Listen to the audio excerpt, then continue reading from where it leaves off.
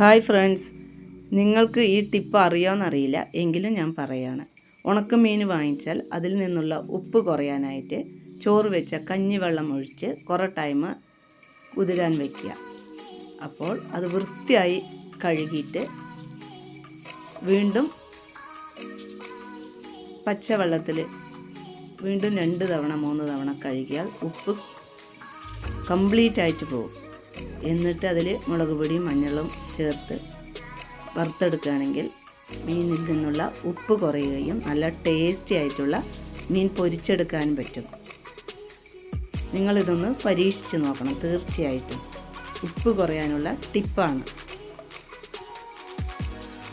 ഏത് തരം ഉണക്കമീനാണെങ്കിലും ഇങ്ങനെ നിങ്ങളൊന്ന് പരീക്ഷിച്ച് നോക്കൂ. തീർച്ചയായിട്ടും നല്ല തിക്കുള്ള കഞ്ഞിവെള്ളം ഒഴിച്ച് അതിൽ നിന്നുള്ള ഉപ്പ് കുറയാനായിട്ട് തീർച്ചയായും സാധിക്കും.